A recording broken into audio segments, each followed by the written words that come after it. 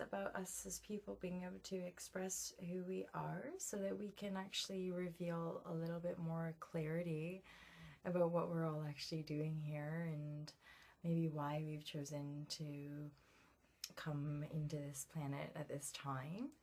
I think many of us are really being forced to express and also expand our own sense of self, and really go beyond thinking outside the box, really going beyond what we may have once thought this reality was, and actually beginning to perceive it anew. So through our own mind, through our own perception, we can begin to see the world in a very different way.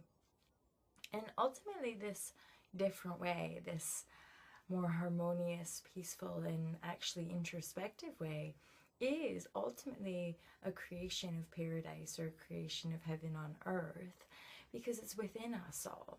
And you know, that talks about stuff like this in the Bible. It talks about stuff like this in A Course in Miracles, that we're all here actually to create a heaven, and that we're all here really to come and to know who we are and to heal, and then to share that healing. Because yesterday's lesson, or 2 days ago or something, it was like, when I'm healed, I'm not healed alone. Is that actually our healing is very integral to one another, not, it's never a separate thing. So this awakening, the more I'm opening myself to it, it's just so exciting. There's so many beautiful, wonderful things for us to create. Beautiful festivals and retreats, and just amazing, diverse forms of community and healing. And I think really letting go of a lot of the old structures and systems is just going to be part and parcel. It's a natural thing, actually. You know, I think sometimes I get inwardly guided to express, don't worry, don't be afraid. Try not to get, and I speak it for myself really, try not to get too far ahead of myself. Try not to go too far ahead, because often I get stuck. I start thinking about stuff that it's not relevant right now. So just being present right now, and knowing that as everything unfolds, everything you need will always appear, and everything will kind of show you where to go, or what to do. And just to be really attuned to that creativity, to that love, to this like infinite expanding mind, that you can really ultimately completely create who you want to be, create the life that you've come here to live. And I'll just add, so today's lesson from A Course in Miracles is I will accept atonement. And right in the first paragraph of the lesson, it talks about what is choice except uncertainty of what we are. So in A Course in Miracles, it really, I mean, I'm sort of continuously blown away at the shifts, and also the like mind-bending expansion, and when you're coming from a different mindset, how radical some of these thoughts are, because it completely disregards the world. It's like the world's messed up. The world's, you know, we're completely confused. We're completely in chaos. And in that world, you're like, oh, there's infinite choices. There's all these things to do. But when it really comes to healing, when it really comes to salvation, or kind of these free liberation and freedom, one choice, you know, do you want to be in alignment or not? Do you want to be in love or not? So if you don't want to be in love, if you don't want alignment, if you don't want to be free, if you want to stay trapped in the illusion of the world, then that's the only choice. And ultimately then, once you've made your choice of, I want to be in alignment, I want to heal, I want to feel love, I want to feel spirit, I want guidance, I want harmony, and I want peace. Once you make these choices for yourself, you're on your way. Like, so you're building your bridge to heaven, or you're building your bridge to paradise. And it might not appear that way. There are times, definitely, I think, when we're shifting, or things feel really actually a bit unsettling in our own physical bodies, because we're actually creating new physical bodies all the time. We're regenerating ourselves. So when we go through those shifts, we're often forced to face those old belief systems, or we're forced to actually see what we've been holding: hatred, shame, guilt, fear, all these sort of mixed up emotions and energy flows that we've actually created ourselves for whatever purpose to experience all of the variety and spectrum of a world of contrast or a world of opposition, that material world that we're all kind of like projecting outward, that we've chosen to experience. But ultimately we're so much more than that. We're like part of it all, and we are real divine creators. So now is the time just to really honor that within yourself, to dig deep, to connect to your own intrinsic power, your inner voice, your creativity, all of these aspects that are really our inner world. This is part of that kind of idea of creation of heaven. Is actually what we're doing is going really deeply within. So we're really grounding that energy. We're sort of rooting our energy and mind down into the body so that we can be full expressions of divine creative energy. And so everything that we do, everywhere that we go, every interaction that we have is all part of this divine creation. And so the more of us who choose to align, the more of us who kind of feel this yearning to come into our own alignment, then of course naturally the more harmonious our communities will be, the more innovative they'll be, and the more, again, we'll naturally start to find organic and make sense. Everything will make real perfect sense as far as how do we redefine our education system. All the answers are already out there as well. That's the amazing thing. Everyone's already got the vision of how are we going to create a new education model, or how are we going to restructure a sense of government or a sense of kind of leadership that really makes sense for the whole. And I mean, it could be as simple as the new leaders just care about people and are in the light and are clear and are problem solvers, are healthy and open individuals, rather than, you know, I see it as well, we gotta love one another, and there's people in the world who are managing things, there's people in teaching roles, there's people in leaderships roles who are actually just in a lot of pain because they're so hidden in layers of conditioning, which is, if any of us have kind of come through a lot of healing work through kind of peeling back or kind of just shedding those conditions, we understand that they can be multidimensional, and there's like a lot of kind of illusory kind of darkness that veils that light from within us. So being patient with ourselves, but of course being patient with everybody.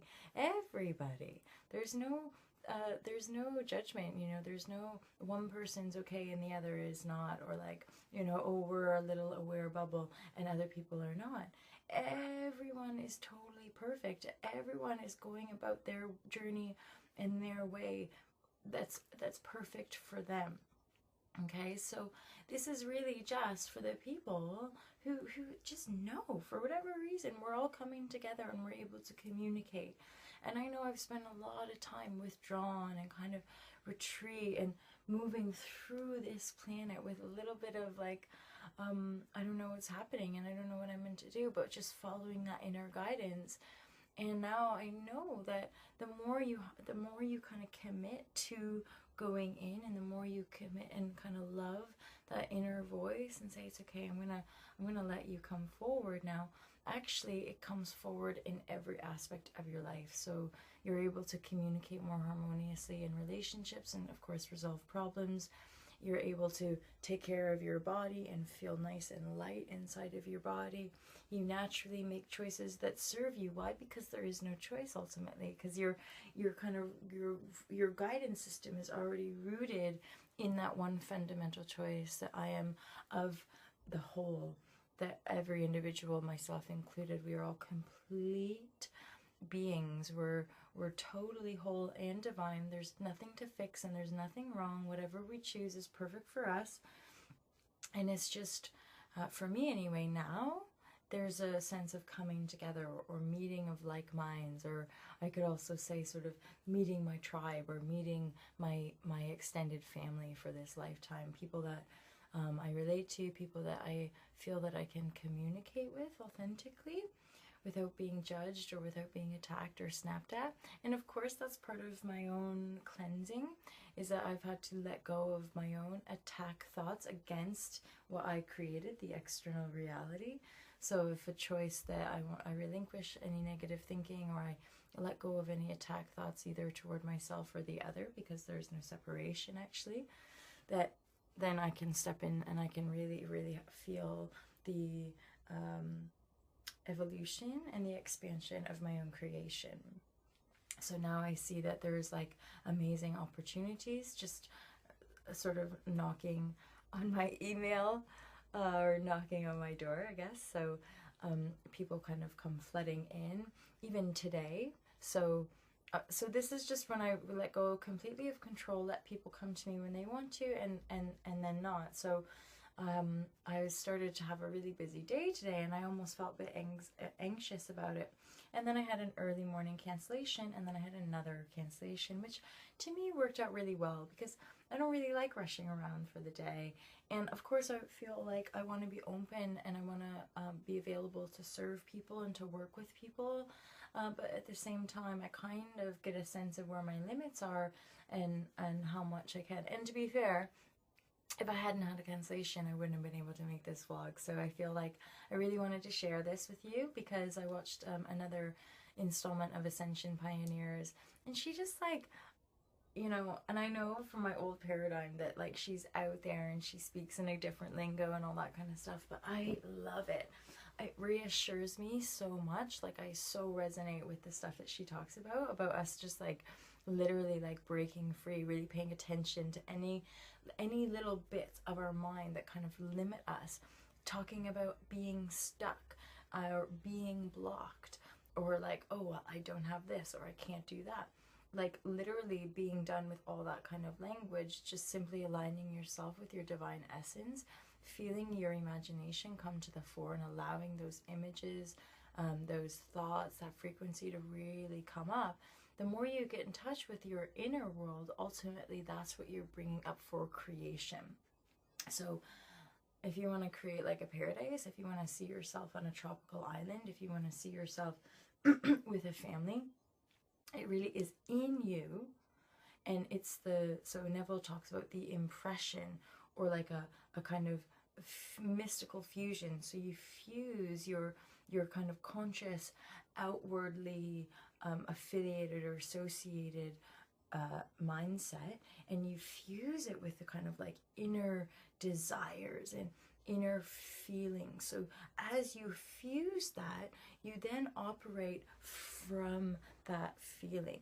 So you kind of already assume the role and the responsibility of that inner world. And that's part of, for my reality, doing the vlogs and starting to talk more, because my current sort of physical reality, I can acknowledge, is something that I created from the past thoughts. So as I'm present in this current reality, I'm also aware of what am I creating for the future.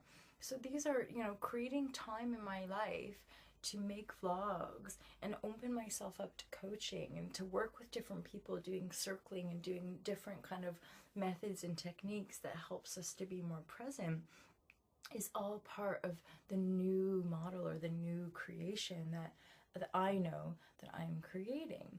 And continuously permissioning myself to let go of the doubt, or to pay attention to where I might be holding back in my life, or how I feel limited, or whenever they arise, just being with kind of like old paradigm stuff, and also being willing to be like, you know what, I'm just not going to pay attention to that. Or you know, a couple of days ago, it was pretty heavy. I felt pretty heavy in my body, and I was having some old money worry stuff come up, and just sitting with it and being aware of it. And I had little moments of like, you know, being like, I totally accept you. You're fine. There's nothing wrong with you. I just don't need that anymore. I don't feel the need to think that way anymore. And instead I'm going to focus on this, and I'm going to let myself really know what I'm creating, and that ultimately this is an illusion. This is, maybe I'm testing myself. Maybe, you know, I'll see oh, these bills have just gone out, and I intentionally checked the bank balance at that time, so that all this fear came up. Oh no, what if you don't have, so I can really see it clearly. And from this kind of broader, more open perspective, I can just look at it and be like, it's no big deal, because I know all the abundance that's coming in. I know that everything, or a whole lot of stuff in my reality is really kind of changing and shifting around. And a lot of times I recognize that these old paradigms or these old sensations actually come up to really show themselves. And so that I understand, oh look, that's like a different type of person that I used to be, or that's an energy frequency that I created once for my own journey. And obviously we have, all of us have journeys that cross over. I know I saw a Facebook post by a really beautiful woman that I met at Awesomeness Fest, and talking about her life in her 20s and losing her dad and going through lots of drug and alcohol abuse. And my God, I just think so many of us coming into our 30s and or now in our 30s, early 30s and beyond, really, is that we spent a whole decade in our 20s just numbing ourselves because, you know, we got filtered into an academic system which basically tells you there's one, or, you know, this is what you want to do, this is how you want to fit in, and you want to make sure you get a good job, or else, you know, or else you're going to end up in the street, or else you're going to end up, you know, whatever stigmas we put or dogmas we kind of put in our mind about what will happen to us if we don't step in line, if we don't do what we're told. So what happens with self-denial? We numb the reality, because it's like you don't know how else to cope. Drugs, alcohol, promiscuity, and things that actually perpetuate and create a lot of pain within us.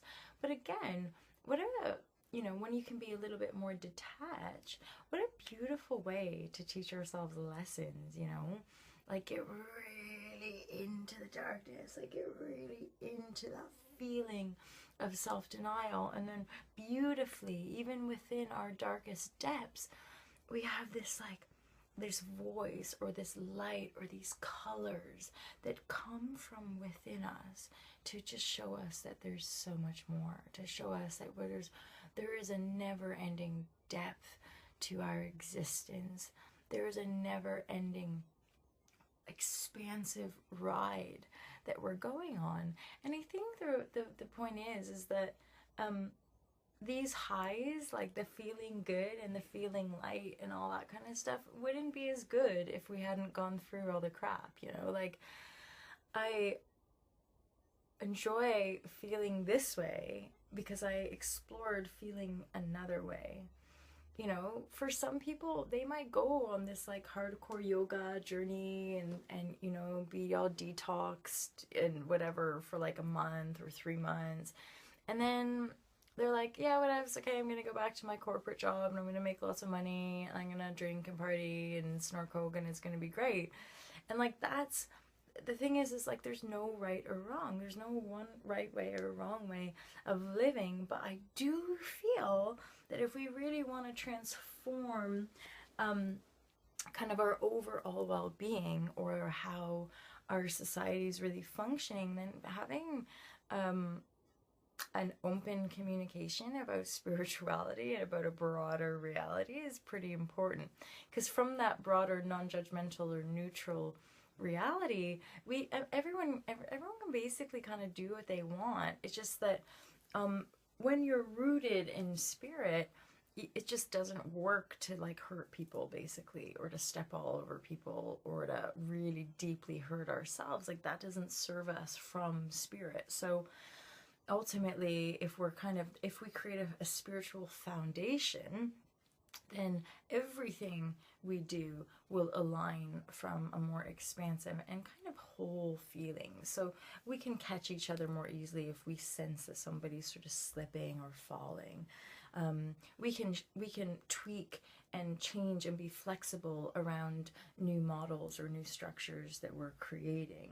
It really honing in that nothing's going to be the same.